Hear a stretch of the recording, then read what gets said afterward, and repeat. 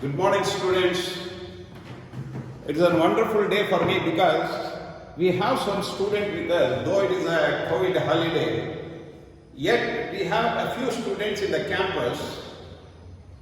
So I am inspired to take up the first chapter in geography, that is on resources. Before I start with the concept of resources, I want to make it very clear, dear children. I want to invite you on the stage one by one. And then I will ask you certain questions relating to the basics of the concept of resources. Then I will make it very clear how the resources will work. Now I will start with Manya. Manya is here. Come on the stage. Good morning, Manya. How are you?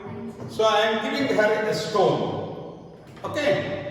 So what are all the things she can do it, she will tell now with the help of a stone. What you are going to do with this stone? I can burn fire. Huh? Fire. By letting it. You have only one stone, you know. Can you make it? What else you can do it? You can support some furniture. If it is tilting, you can make the support and you can do it. But can you get any profit from this by doing that?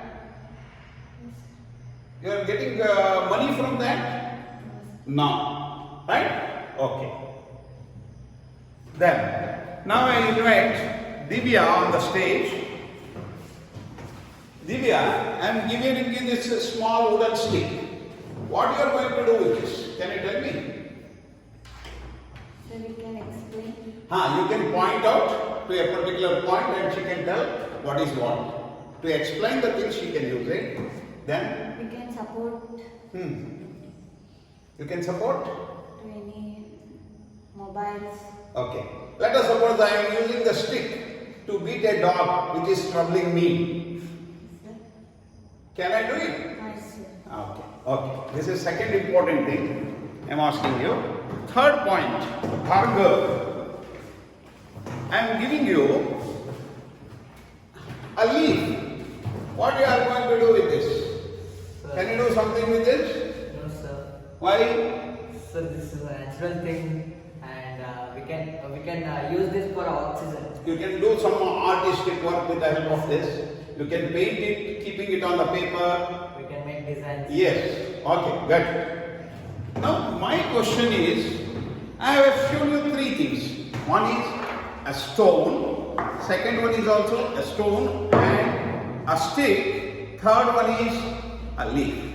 Now I will come to the concept of resources. So what are all the things I am giving? Can I use it to earn some money for myself? No. Second one is, lot of stones are there. Can I convert it into a thing which is useful? No. A stick, this is fallen from a tree. It is not in abundance. So therefore, there are certain required criteria to call it as a resource. Unless and until, these are all not, we cannot call it as an important resources, because there are three very important things. One is, we are the people who are making it as a resource. The human beings, he is the deciding factor who can convert anything into a resource. This is point number one. Point number two, the item should be physically available in plenty, not just one or two. The item should be available in plenty. That is one. Second point is, even if it is available, to convert it into a usable one, you need technology. You will have to convert this physical item into usable one. It should be made useful, you know. For that you need technology. And similarly, after converting it into usable item, you need some sources either to sell or to make use of it by paying money for that. So, it should be profitable, it should be available in abundance, and it should be available in nature. If these three are properly used by human beings, then only we can call it as a resource. One good example I will tell you. Manya, come here again. Come here. Now I am taking the example of a fan. You tell me, what is the item that is used in that fan? Wire. No, fan blades made out of which material? Metal. Metal. Which metal? Steel or iron is used. So iron was available in the form of a ore, isn't it? From the nature, we are getting this iron in the form of a ore. So what we do by using our technology, what we do, we remove the impurities and we make it as iron, which can be used.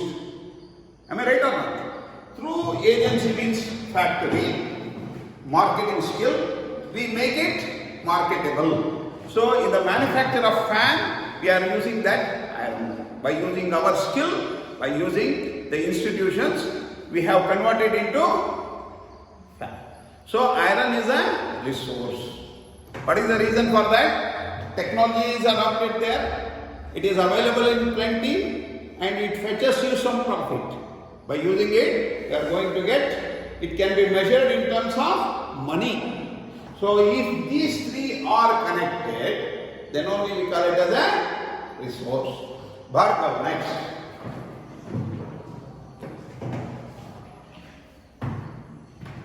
Now, I want to take the example of the desk.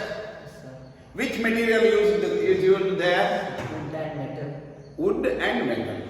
So wood is converted into flat surface and supportive items, isn't it?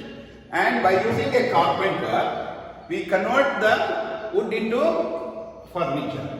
And after that, what we are using? The factory or agency to make it profitable, to sell it in the market, and it is earning some money, isn't it? So three things are very clear from this.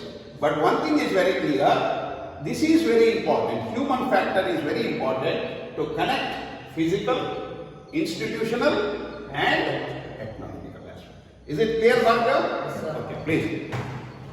Then, one more example I will take from Divya.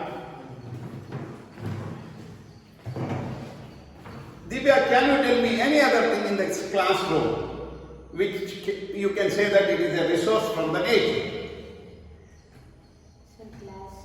Glass. How it is converted? So plastics. Yes. Plastic is used, or fiberglass is used, or some chemicals are used to convert it into glass. So your skill is required. Then technological support is required for that. Then only when you do it, when you feel that you are getting money from that, when you feel you are paying something for that to get it, when you pay something for that in terms of money, they are going to get profit out of it. Am I right or not? So it should be economically viable. It should be technologically supportive. And it should be available in nature in plenty. If all these three things together are united by an agent called human beings, then it is called as a resource. Is it clear? Then I can take many more examples like this. You are wearing bangles, we are wearing watches, you are wearing ear rings, isn't it? These finger rings, these are all a type of resource. You can say that because it is readily available in nature. By using our technology, we are converting it into a useful one, which is economically profitable for us. Then only we use it. So, a resource should satisfy three things. One is physically, it should be available in plenty, right? Second one is technologically it should be converted into a usable item, and there should be a proper channel. There should be more demand for the product. That is also important. You will have to select a place where there is a demand for the product. If there is no demand, what is the use in converting it into usable? Isn't it? There should be more demand for the product. Then you sell it in the market. Institution may be a market, maybe an individual seller, whatever it may be. It all depends upon the demand in the market. So demand, supply, and technological development. If all these things are used, then it will be by a human being, then it will become a resource. Can you give me, other than this, can you give me one or two examples about the resources? Come, Mania. Good, your answer is good. She said, what I am writing, the green board. Yes. What are the things that we have used? Fiber. Fiber is used, then wood is used, then metal is used, isn't it? Even chalk is also made out of that only, nature. So these are all the things that are available in nature. But because there is a demand in the market, because it is demanded by the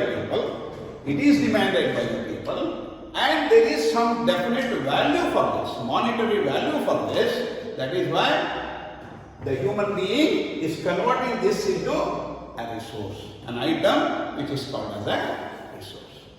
Clear? Okay. Is it clear? So, the resource should satisfy three things.